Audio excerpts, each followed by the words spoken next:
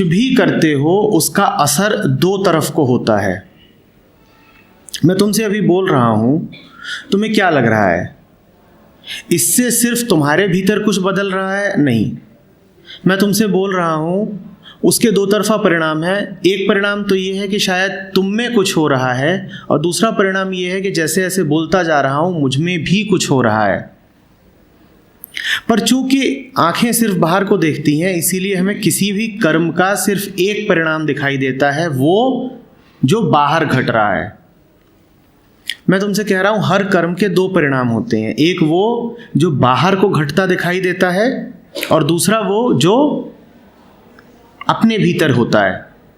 हमें कर्म का वो फल तो दिखाई देता है जो बाहर से मिलता है, पर उस कर्म ने हमारे साथ क्या कर दिया ये हमें दिखाई नहीं देता, क्योंकि आंखें उसको देख नहीं पाती। तुम किसी से झूठ बोलते हो तो तुम्हें इतना तो दिखाई देता है कि मैंने उसको धोखा दे दिया, शायद उसके साथ बुरा कर दिया, लेकिन झूठ बोल करके तुमने अपने साथ क्या कर दिया ये तुम्हें दिखाई नहीं देता। कर्म का जो दो तरफा परिणाम है उसका बस एक तरफ, एक सिरा, एक हिस्सा ही दिखाई देता है, और इसी कारण भूल होती रहती है।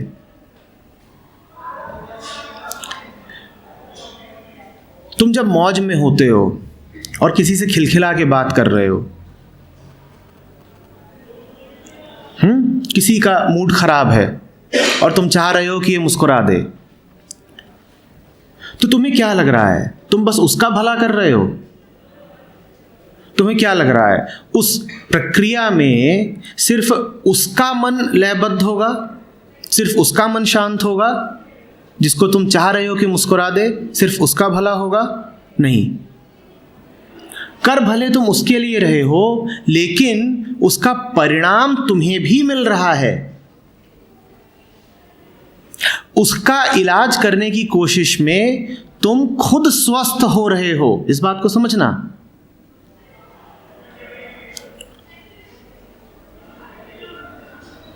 ये बात साफ साफ समझ में आ रही है। कर्म का परिणाम दो तरफा होता है। एक तो ये कि तुम जहां कहीं भी कर्म करते हो उससे कहीं कुछ बदलता है, दुनिया में कोई परिवर्तन आता है, और दूसरा ये कि तुम जो भी कर्म करते हो उससे तुम्हारे भीतर भी कुछ बदल जाता है। तुम्हारा हर कर्म तुम्हें निर्मित कर रहा है। तुम्हारा हर कर्म, छोटे से छोटा, तुम्हारे भीतर कुछ बदल रहा है। इसीलिए कहने वालों ने कहा है कि बड़े सतर्क रहो,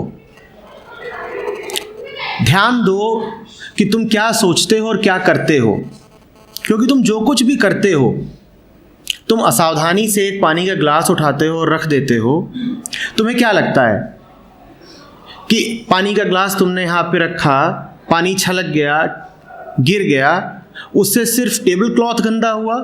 नहीं, तुम्हारे मन में भी कुछ गंदा हो गया, और शायद टेबल क्लॉथ से पानी जल्दी ही उड़ जाएगा, निशान बाकी नहीं रहेंगे, लेकिन तुम्हारे मन में जो गंदा हो गया अब वो उड़ेगा नहीं, वो सतह दर सतह इकट्ठा होता रहता है। उसी को फिर हम कहते हैं कि अब ये तुम्हारी गहरी कंडीशनिंग बन गई, ये तुम्हारे गहरे संस्कार बन गए। तो पहली बात तो हमने ये कही कि राहुल इस पूरे मामले से अपने आप को ज़रा अलग करे। अब मैं तुमसे कह रहा हूं कि इस पूरे मामले से उस एचआर मैनेजर को भी अलग कर दो। ये भूल जाओ कि तुम किसी और से झूठ बोल रहे हो। तुम याद रखो कि कर्म के दो तरफा परिणाम है, तो अगर मैंने उससे झूठ बोला तो मैंने अपने आप से भी झूठ बोल दिया। मैंने अगर उसको धोखा दिया तो मैंने अपने आप को भी धोखा दे दिया। तो सामने वाला कोई महत्व नहीं रखता है, उसको बिल्कुल भूल जाओ। तुम तो अपना ख्याल करो कि अगर मैंने उसके साथ हिंसा करी तो उसके साथ जो करी सो करी, ठीक उतनी ही हिंसा मैंने अपने साथ कर ली। अगर मैंने दूसरों में प्रेम बांटा, आनंद बांटा, तो दूसरों में जो बांटा सो बांटा, खुद बहुत सारा पा लिया। और अगर दूसरे को धोखा दिया तो अपने को ही छल लिया। अब अगर राहुल पूर्वी का दोस्त है तो क्या वो उसका बुरा चाह सकता है? मैं नहीं कह रहा हूं कि वो अपना भला चाहे, मैं नहीं कह रहा हूं कि वो एचआर मैनेजर का भला चाहे, ठीक है ना। हो सकता है राहुल का अपना कोई महत्व ना हो सकता है एचआर मैनेजर का कोई महत्व ना हो, पर पूर्वी का तो महत्व है। कम से कम पूर्वी के लिए तो पूर्वी का महत्व है ना। तो पूर्वी की ही खातिर उसे पूर्वी को कहना पड़ेगा कि तू ये जो कर रही है इससे तुझे ही बड़ा नुकसान होगा। हो सकता है कभी तेरा ये धोखा पकड़ा ना जाए, हो सकता है कि तू पूरी जिंदगी जी ले, तू अपना कैरियर पूरा कर ले और कभी भी ये धोखा पकड़ा ना जाए कि तूने नौकरी झूठ बोल के पाई थी। हो सकता है कभी किसी को पता ना चले, लेकिन एक व्यक्ति है जिसको हमेशा पता रहेगा। किसे? तुझे पता रहेगा। तुझे पता रहेगा कि धोखा हुआ है और उस पता होने से तेरा अपना बड़ा नुकसान होता रहेगा।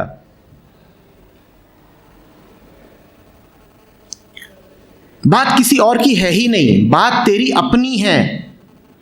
हम तुमसे नहीं कह रहे हैं कि दूसरों के साथ अच्छे बनो, हम कह रहे हैं अपने साथ अच्छे बनो। और जो दूसरे के साथ बुरा करता है वो सर्वप्रथम अपने साथ भी बुरा कर लेगा, क्योंकि कर्म के परिणाम दो तरफा हैं। जो दूसरे के साथ बुरा कर रहा है उसने अपने साथ भी बुरा कर ही लिया। जो दूसरों से कपट करता है वो ठीक उसी समय अपने साथ भी कर लेता है कपट।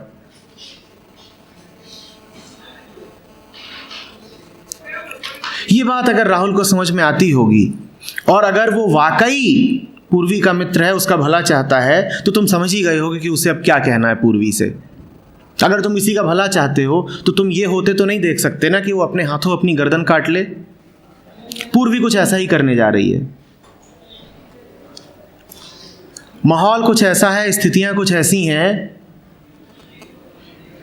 कि उसने अपना आपा खो दिया है।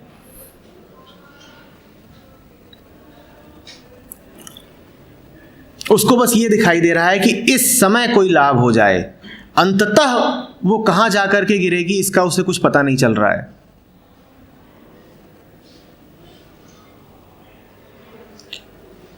और अंततः भी मैं जब कह रहा हूं तो उसमें मन को थोड़ा सा सहारा मिल जाता है। मन को ऐसा लगता है बाद में होगा ना, नहीं, बाद में भी नहीं, अभी ठीक उसी क्षण नुकसान हो गया और गहरा नुकसान हो गया। कहा था ना मैंने कि टेबल क्लॉथ पे पानी गिरेगा तो उड़ जाएगा थोड़ी देर में, पर मन जब गंदा होता है तो वो दाग बड़ी मुश्किल से छूटते हैं, बड़ी ही मुश्किल से। कई HIDP लग जाते हैं तब भी कुछ होता नहीं, मन के दाग लगे ही रहते हैं।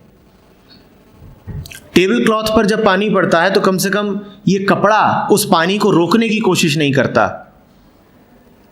पानी बाहर से आया और बाहर कोई उड़ भी जाएगा, कपड़ा नहीं कहता कि ये मेरा पानी है अब मैं इसे छोड़ूंगा, नहीं।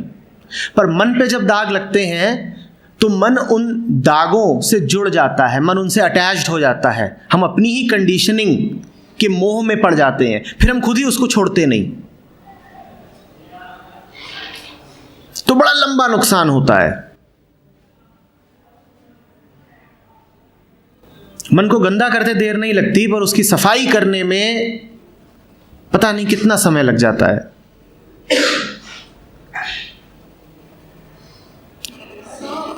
उसी क्वेश्चन के उसमें पूर्वी को उस समय जरूरत है उस जॉब की, तो उसे ये मॉरल वैल्यूज दिखेंगे, उसे तो सिर्फ अपनी जरूरत दिखेगी। वो अपने फ्रेंड से भी यही कहेगी कि देख यार मुझे जरूरत है, तो समझता नहीं, वो समझेगी इस बात को। बैठो, बहुत बढ़िया बेटा। मोरल वैल्यूज तो दो कौड़ी की होती हैं, उनकी बात कौन कर रहा है? मोरल वैल्यू हो कि कोई वैल्यू हो, सोशल, रिलीजियस, कोई भी वैल्यू हो, उसकी कोई कीमत नहीं है। हम यहाँ वैल्यूज की बात नहीं कर रहे हैं, हम यहाँ सच की बात कर रहे हैं। Every action has an equal and opposite reaction. इसमें कोई मोरल वैल्यू है क्या? ये कोई मोरालिटी का स्टेटमेंट है? हम बहुत सीधी बात कर रहे हैं कि कर्म के दो तरफा परिणाम हैं। जो तुम बाहर कर रहे हो वो सिर्फ बाहर को नहीं बदल रहा, वो तुम्हारे भीतर भी कुछ बदले दे रहा है।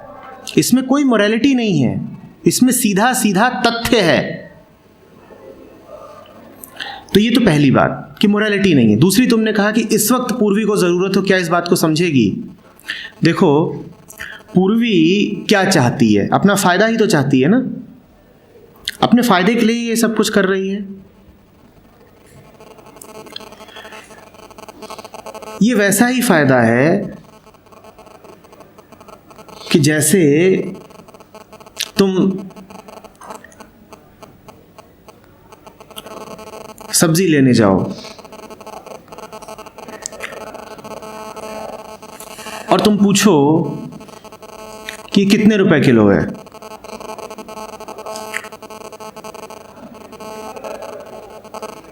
और उसने तुमसे कह दिया 50 रुपए किलो, कुछ भी।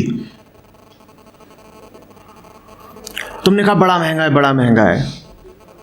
उसने कहा ठीक है, सस्ता कर देते हैं, 20 रुपए पाओ। तुमने कहा अब ठीक है, अब ठीक है।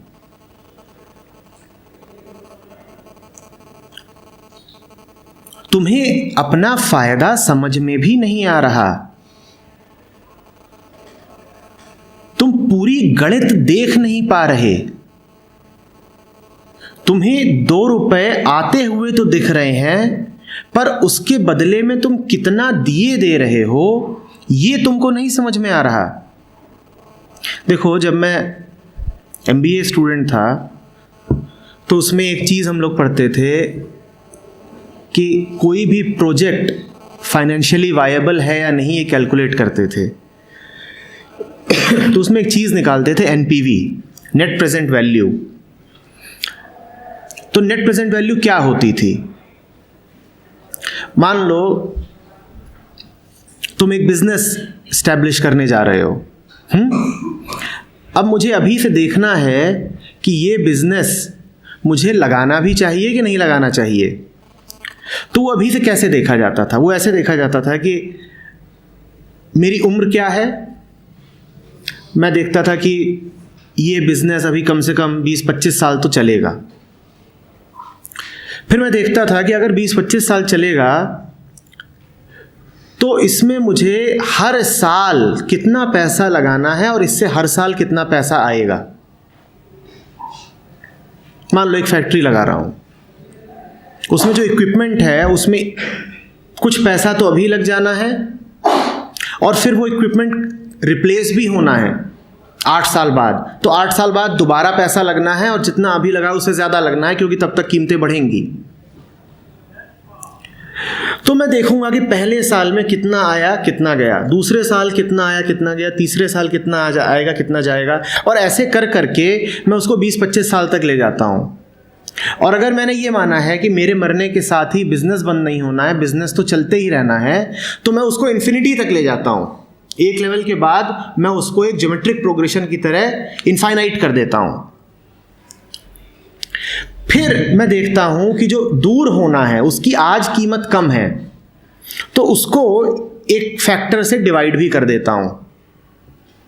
1+r करके डिवाइड कर दिया, और जितना दूर तो 1+r raise to the power n। कहने का अर्थ ये है कि क्या मैं बिजनेस लगा सकता हूं सिर्फ ये देख करके कि मुझे आज इससे कितना पैसा मिलना है? जीवन क्या है, सिर्फ आज है या तुम्हें और भी जीना है? बोलो जल्दी। जब मैं बिजनेस भी लगा रहा हूं तो मैं उसको कम से कम 20-25 साल तक देख रहा हूं, और अक्सर उससे हम इन्फिनिटी तक देखते हैं। और जीवन को हमने इतना शॉर्ट टर्म समझ रखा है क्या कि बस आज 2 रुपए मिल रहे हैं, बस आज 2 रुपए मिल रहे हैं। मैं तुमसे सबसे एक सवाल पूछता हूं, चलो आज जरा मैथमेटिकल संवाद कर लेते हैं। अगर मैं तुमसे कहूं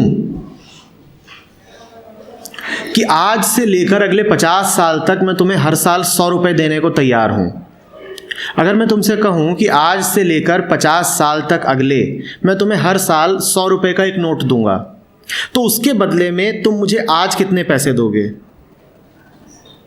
जल्दी बोलो, अधिक से अधिक तुम मुझे कितने पैसे दे सकते हो?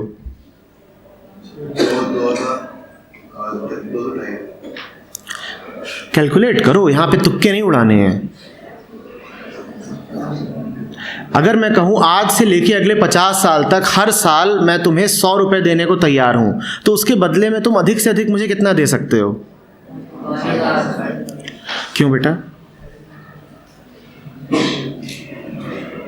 घाटे का सौदा हो जाएगा अगर आज 5,000 दे दिया, क्योंकि अगले साल मैं जो तुम्हें 100 रुपये दूंगा उसकी कीमत बस 90 रुपये ही होगी।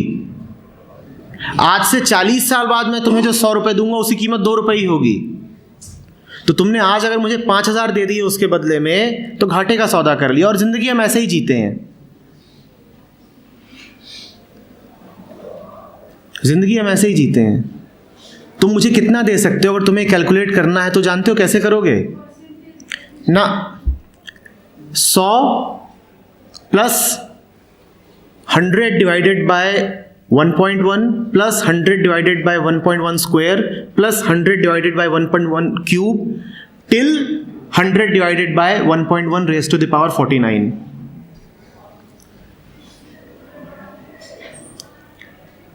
हम देख नहीं पाते ना कि कर्मों की श्रृंखला कितनी लंबी है और कितनी दूर तक जा रही है। तुमने बस तुरंत कहा 50 साल 100 रुपये 5,000, ठीक है। कुछ ऐसा ही कैलकुलेशन पूर्वी कर रही है, वो समझ नहीं रही है कितने घाटे का है। और चूंकि हम नासमझ होते हैं इसीलिए हम कदम कदम पर लुटते रहते हैं। मैं अभी एक इंश्योरेंस कंपनी का एडवर्टीजमेंट देख रहा था, मात्र 17 रुपए डेली पर आप अपना इंश्योरेंस कराएं, और आप देखोगे भी नहीं कि जो 17 रुपए डेली है वो कहां तक जा रहा है। वो देखने में इतना छोटा सा फिगर लगता है कि आप आकर्षित हो जाओगे। आप पूरी बात देख नहीं पाते, टोटल सिचुएशन को समझ नहीं पा रहे, एक छोटा सा हिस्सा देखा और फंस जाओगे। तो इससे पहले कि वो जो बात है वो इतना आकर्षित करे, बात पूरी देखनी पड़ेगी ना। पूर्वी को एक ही दिन तो जिंदा नहीं रहना है। लेकिन समय अपने आप में बहुत बड़ा धोखा है। हमें लगता है आज तो हो नहीं रहा, कल हो रहा है, कल देखेंगे। कल देखोगे नहीं, कल आज में ही है। कल तुम क्या देख लोगे? आज अगर मैंने साइन कर दिया कि मुझे हर महीने इतने डॉलर अब देने ही हैं गूगल को, तो अब मैं कल क्या देखूंगा? मुझे देने ही पड़ेंगे। सवाल ही कहां उठता है कि कल देखा जाएगा। ये वैसी ही बात है कि तुम गेंद इस दीवार की तरफ फेंको, और चूंकि गेंद को दीवार से लग के वापस आने में थोड़ा समय लगेगा, तो तुम कहो फेंक दी है, अब देखा जाएगा जब आएगी। देखोगे क्या? अगर फेंकी है तो पक्का है कि आएगी, और जितनी गति से फेंकी है कमोबेश उतनी गति से वापस आएगी। अब इसमें देखने को बचा क्या है कि कुछ बचा है? ये नियम है, और तुम इस उम्मीद पे चल रहे हो कि शायद हमारे लिए दुनिया के नियम बदल जाएंगे। पूर्वी की भी यही उम्मीद है। नियम नहीं बदलेंगे, कर्म फल तो मिलता ही मिलता है, उसमें कोई अपवाद नहीं है, और पूरा का पूरा मिलता है, 1% भी कम नहीं होता। तुम्हारी छोटी से छोटी हरकत भी रजिस्टर हो रही है तुम्हारे अपने ही मन में। तुम जो कर रहे हो वो भी रजिस्टर हो रहा है, तुम जो नहीं कर रहे हो वो भी रजिस्टर हो रहा है। तुम मत सोचना कि कुछ भी ऐसा है जो अननोटिस्ड चला जा रहा है। तुम अपने कमरे के एकांत में भी जो करते हो, जो सोचते हो, वो मन पर तो अंकित हो ही रहा है, और तुम्हें फल मिल रहा है उन्हीं सब चीजों का। उसी फल का नाम तो जिंदगी है। और क्या है जिंदगी? तो कोई ये सोचे कि नहीं नहीं अभी काम चला लो, अभी जरूरत है, तुम समझ ही नहीं रहे हो फिर बात को। आज तुम्हारे पास देने के लिए 2 रुपए नहीं है, तुम किसी से 2 रुपए ले रहे हो, तुम इतने भिखारी हो, 2 रुपए नहीं है, और तुमने 2 रुपए इस शर्त पे लिए हैं कि मैं कल तुझे 10 रुपए लौटा दूंगा। आज 2 नहीं है, कल 10 कैसे आ सकते हैं? अगर तुम इस लायक ही होते तो आज तुम्हारे पास 2 रुपए ना होते। हो तुम वही जो कल थे। आज 2 नहीं है, कल 10 क्या आसमान से उतरेंगे? पर उम्मीद हम सबकी यही है कि जैसे समय कुछ अपने आप बदल देगा, समय कुछ नहीं बदल देता। समय तो इतना ही करता है कि जो पुराना ढर्रा है वो आगे बढ़ता रहे। जो पुराने ढर्रे हैं वही आगे बढ़ते रहेंगे, क्या बदल जाना है। पर देखो करते क्या हो, अभिषेक ने कहा यहाँ कुछ थर्ड ईयर वाले भी हैं, मेजॉरिटी ऑफ देम। तुम 3 साल एक तरह की जिंदगी बिताते हो, जब तुम चौथे साल में आते हो तो तुम सोचते हो अब हम कुछ अचानक अलग हो जाए और हमारी नौकरी लग जाए। तुम सब पूर्वी ही हो, सबका यही सोचना है कि अभी तो बस शॉर्ट टर्म मजे लूट लो, कल जो होगा देखा जाएगा। 3 साल तुम बोलते नहीं, तुमसे कहा जाता है प्रेजेंटेशन कर लो, तुम भाग जाते हो, रोल प्ले कर लो, तुम मुंह बनाते हो, जीडी में छुप जाते हो, इंटरव्यू में मौन धारण कर लेते हो। उसके बाद तुम सोचते हो 4th ईयर में अचानक मैं बिल्कुल दहाड़ना शुरू कर दूंगा, अब पहाड़ी नदी की तरह मेरा बहाव होगा, ऐसे मैं फ्लुएंटली बोलूंगा। ऐसा कैसे हो सकता है? जो बोया है वही तो काटोगे ना।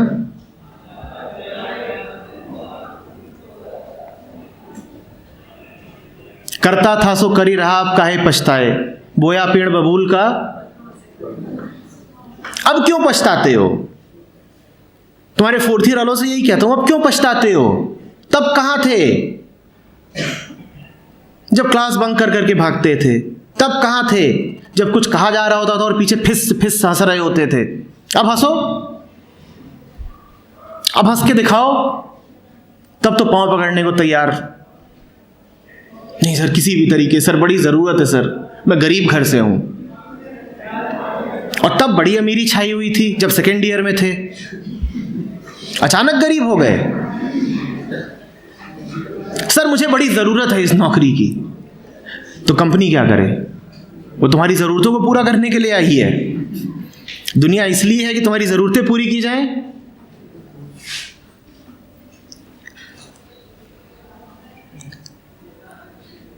पूर्वी एक ढर्रे पर चल चल के ही ऐसी हुई है कि 65 पे अटक गई।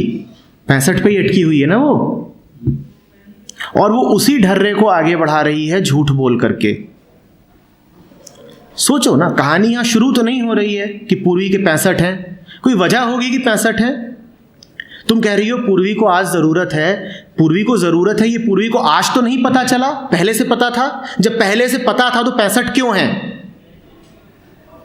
अगर आप जानते हो कि आप गरीब घर से हो, पिता ने जमीन गिरवी रख के आपको इंजीनियरिंग कराई है, तो आप 65 पर क्यों हो? पर तब तो वही था कि सहेलियां थीं, जैसे अभिषेक ने कहा, हाउसवाइफ्स इन डिसेंट क्लोथिंग, चल बंक करते हैं, और कर दिया बंक। तो 65 पे हैं, और 65 में से भी 35 तो इंटरनल्स के हैं, यूनिवर्सिटी के तो 100 में से 30 ही हैं। तो अब ये तो पूर्वी का हालचाल रहा है। अब उसके बाद वो कहे मुझे जरूरत है, मैं झूठ बोलूं, तो राहुल कोई उसका दुश्मन तो नहीं।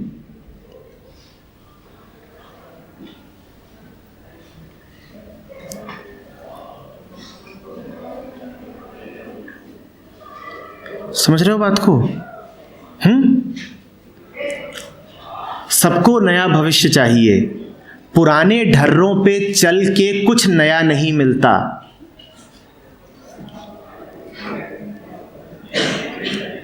तुम सबको कुछ अच्छा नया चाहिए ना,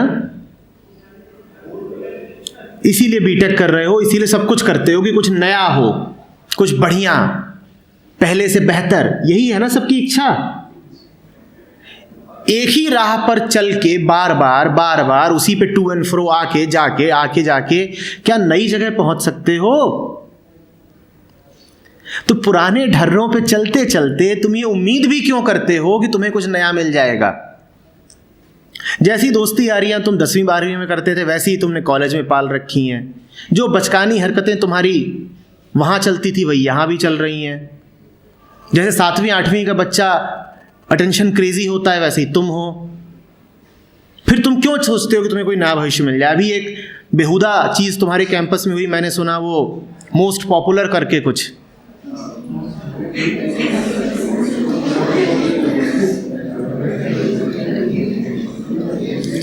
अब इन चीज़ों में हिस्सा लेने के बाद तुम्हें क्या लगता है, तुम सड़ने से बच सकते हो? पूर्वी का तो सौभाग्य है कि राहुल जैसा कोई है जो सोच भी रहा है। तुम्हें कौन बचाएगा? ये हरकतें करने के बाद तुमने अपने लिए नर्क अब खुद तैयार कर लिया है और उससे कोई माफी नहीं है। न्यूटन्स लॉ में कोई माफी नहीं होती कि बॉल फेंक तो दी, भाई वापस मत आना, भाई प्लीज एक बार, दोस्त है कि नहीं, फेंकी है तो आएगी।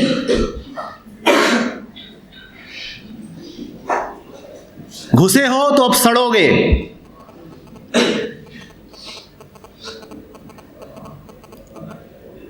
अरे कुछ बदलो, कुछ नया भी करो, थोड़ी हिम्मत दिखाओ।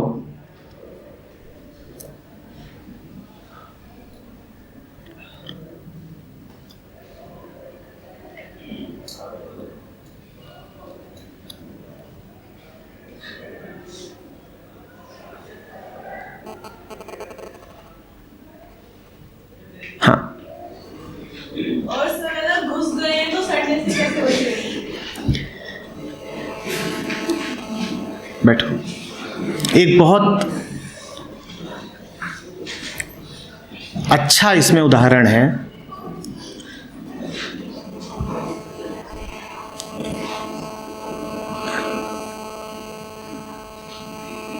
पुलिस किसी के घर में जाती है कि तूने चोरी करी थी,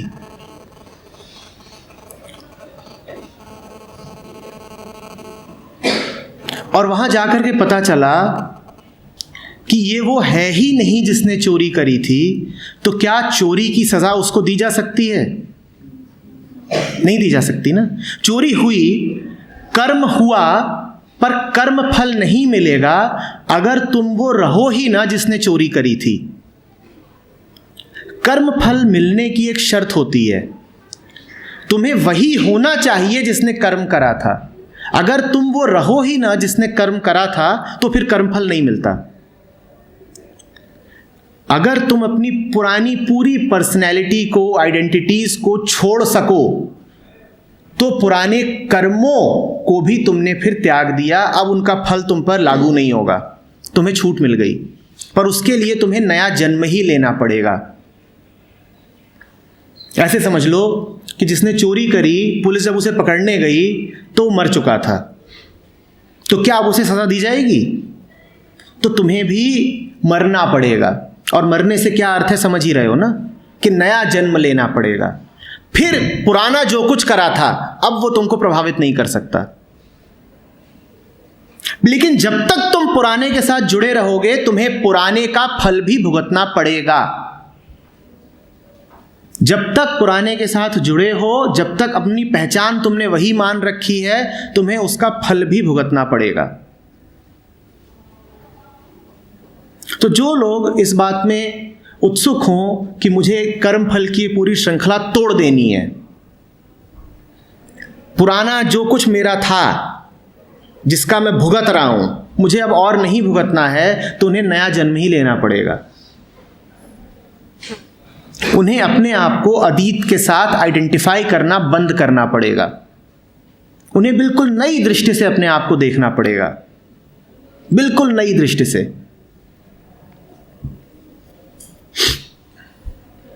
कहने वालों ने कहा है, कृष्ण का वक्तव्य है कि ज्ञान वो आग है जिसमें समस्त कर्म जल के राख हो जाते हैं।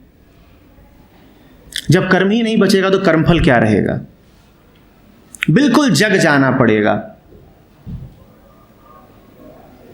आंख खोल करके देखना पड़ेगा और पुराने को सपने की तरह भूल जाना होगा।